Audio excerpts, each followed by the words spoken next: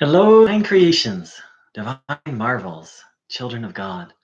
Thanks so much for dropping by this video. So, introduction to Hinduism. So Hinduism is vast. And first of all, the word Hinduism was created by people who came to India. It was sort of it's really a misnomer. You know, the actual word is Sanatam Dharma, meaning the eternal truth or the eternal way. And the tradition is vast. There's so many different schools of Hinduism, so many different teachers. It's a very, very vast and diverse, exceptionally diverse tradition. You can compare, people who are into Advaita Vedanta with, let's say, the Gaudiya Vaishnava movement, from which the Hare Krishna movement sprang. And oh my gosh, on the surface, they have nothing. It appears that they have nothing in common. The nature of God, the path to God, views about how to live your life.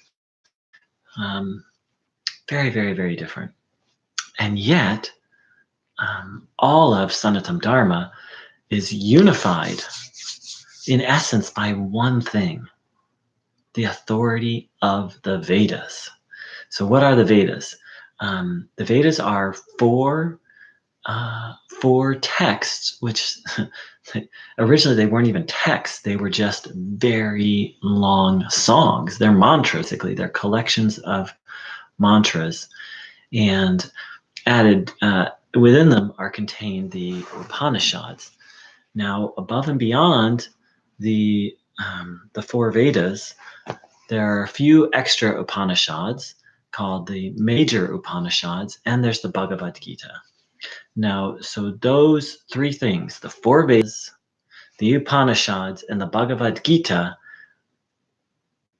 that's what unifies Sanatam Dharma, and that's what unifies Hinduism as a whole. Even with these diverse schools, they all accept these things as authoritative.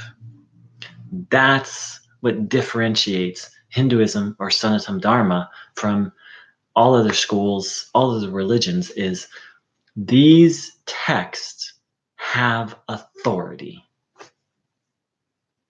So that's, for example, that was one of the Buddha's primary teachings, and that's what, what the Buddha taught had much in common with some of the teachings of Hinduism. That's what separates Buddhism from Hinduism, is the Buddha rejected the authority of the Vedas. If you accept, and those primary Vedic texts, if you accept those things as authoritative, you're a Hindu. If you don't, not a Hindu, or maybe you're a modern or some kind of liberal Hindu, but the channel is primarily about Vedanta and Advaita Vedanta, and it springs right. That's the root of Vedanta, is the Bhagavad Gita and the Upanishads, and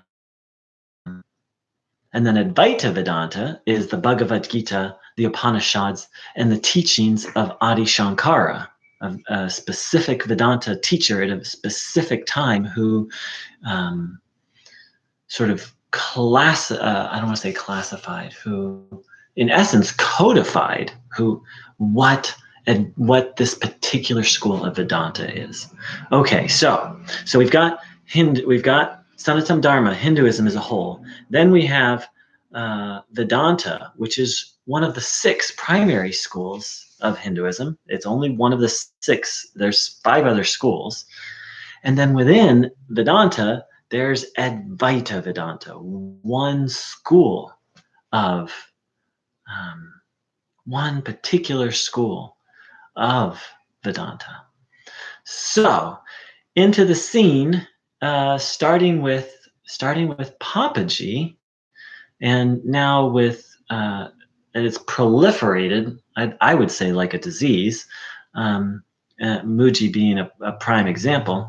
Now we have all of these Neo-Advaita and Neo-Advaita teachers who are, fall under the umbrella of Advaita Vedanta, but absolutely, I don't even want to say fall under the umbrella, because no Neo-Advaita teacher and no Neo-Advaita teacher like Paul Mu-Young, aka Muji, accepts the authority of the Vedas.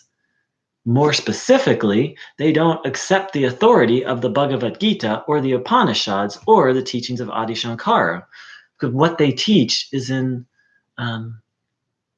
that's another video. Okay, I'll come back to that.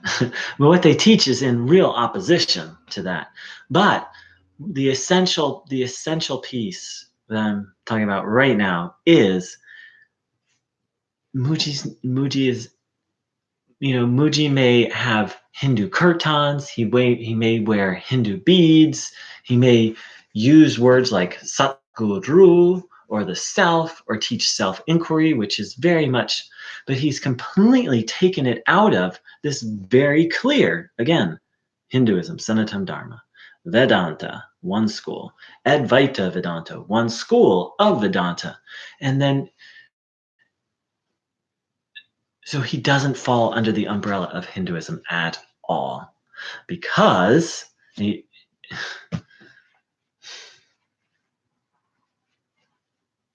doesn't respect the authority of the Vedas. So that just takes him out of Hinduism completely. So we don't even have to talk about, is he Advaita Vedanta? Is he, because he's just doing his own thing, as are all these other Neo and Neo-Advaita teachers. So there you have it. For those who are into the term, and I hate the term cultural appropriation. I think it's ridiculous, but for those who buy into it, Muji is doing cultural appropriation, like the nastiest form of cultural appropriation I've ever heard of. I personally think if you want to wear Hindu beads, you have a right to. If you want to wear Hindu robes, you want to use Hindu terms, you have the right to. But to say that what you're doing is actually authentically Hindu, authentically in alignment with that, that's just wrong. Of course, I think Muji or any other joker has the right, anyone has the right to say anything. But that doesn't make it true. So there you have it, a very brief introduction to Hinduism and how Paul Mu-Young has nothing to do with it, minus borrowing a few props. That's it. What he's done is he's borrowed a few props and he's putting on a Hindu show. He's putting on a Hindu themed show. Boom, there it is.